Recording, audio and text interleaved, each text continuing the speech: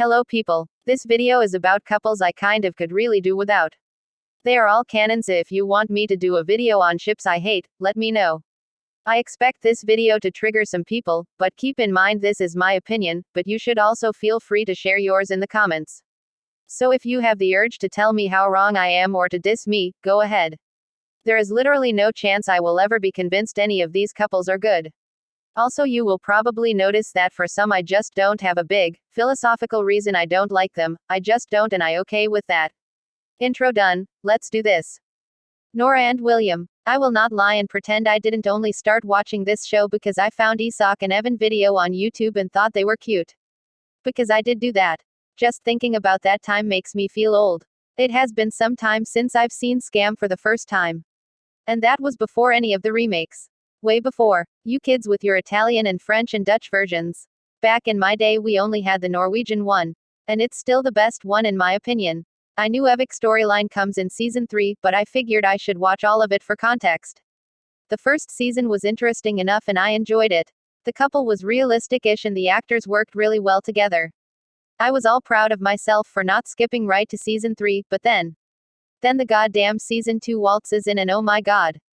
Let's just say, they were lucky season 3 was as good as it was. Because I swear Nora and William were one of the most infuriating couples first have seen up to that point. And I grew up with friends who were obsessed with Edward and Bella. The whole relationship is written as something people think teenage girls dream about. Maybe some do. I personally don't really know any. Even if that was the goal, at least make it subtle. A bad boy womanizer and the one independent woman who can change him. I don't want to break any 12-year-old's heart, but teenage relationships won't change shit. Also, actors have no chemistry. And Nora was such a cool character too. They didn't need to have her be so hung up on him. They played the stupid cat and mouse game for almost the whole season. As someone who loves drama and angst, this was just not it. Maybe I also don't like them because William has no personality, except for being rich and whining about it. He is not the only character like this on this list. They wanted me to believe they were in love so badly, when in reality they were just horny. Like, they almost broke up in season 3, because William was being a jerk. But yeah, sure, they were goals. Also, YouTube is getting real brave with recommending me videos titled like Nora x William, their story. Bruv, I am trying to watch Evik videos. It's the same as when they recommend me Morgana/Merlin videos. Who do you think I am? Rachel and Joey. Lol, this one. Friends writers, what were you smoking in season 10? And 9 also. I wouldn't call myself a huge or even a moderate fan of Ross and Rachel, Mondaler all the way, but those two at least had a build-up. Maybe too much some would say, but they had. I never cared that much about the romantic aspect of Friends, but Ross and Rachel made sense to me. Joey having a crush on Rachel. Fine, I buy it. But Rachel reciprocating those feelings. Nah, the whole storyline reeked of running out of ideas. What really irks me is the whole friends to lovers angle. Yes, Monica and Chandler were too, but Rachel and Joey had more platonic chemistry than those two. They gave me that feeling when someone asks you if you are dating your childhood friend.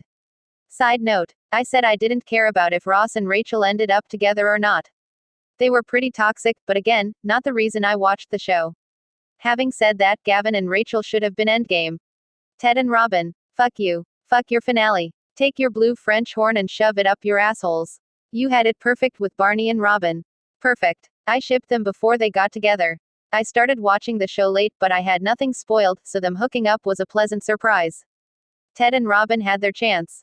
Several of them. Too many of them if we're being truthful. They weren't compatible. Robin never seemed to be that into Ted and Ted was on a verge of having an obsession with her. At what point is it become obvious he is not someone who should be her happy ending? And vice versa. It's not 1960s anymore. The guy doesn't always deserve to get the girl. Even if he is the protagonist.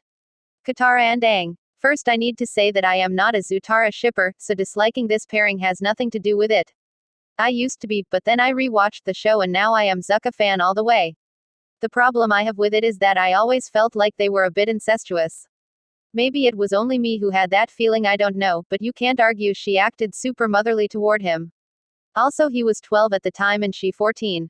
Iffy at best. It was one of those a kid that has a crush on their nanny situations, if you don't agree with her being sisterly or motherly toward him. Again, like Ted and Robin, he seemed way more into her than she into him.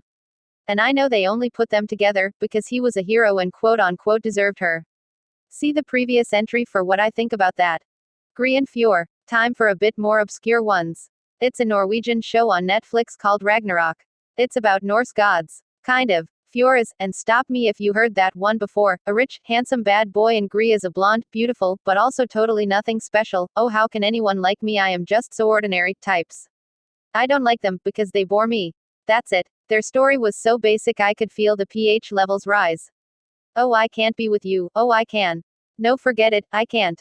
Yes, I can. Let's have sex. You lied to me. I would never lie to you, even though I totally did. Oh, okay, I love you. I love you too. Let's forget the fact that we have been together for maybe 2 weeks, a month tops. Call me old, but I don't get the appeal.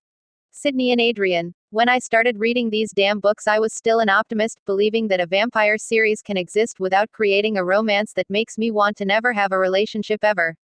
Because the first 3 books were pretty great. It had the mystery, the intrigue, the pace, the action, I couldn't put it down. But it was all an illusion for them to trick me, so I buy all the next books. Because I didn't mind their flirtations, but I was too trusting. I foolishly thought that they won't make it all about their romance. Ha ha. Twilight at least warned you from the beginning you were up for a cheesy-ass romance novel that happens to have vampires in it. They got on my nerves because they were so over the top and corny. I have no problems with romance, but don't make it boring and don't make it corny. Characters should have needs and wants outside of their romantic partner, and I felt like they were each other's reason for existing. Like, bitch, you have a war going on. I physically couldn't finish the last book. Marina and Nano. Spoilers for Elite if you haven't watched it. Oh yeah, Elite. The let's kill the one male bisexual character we have. Okay, he killed Marina, but she was extremely annoying, so it was a crime on a technical level, but was it a crime?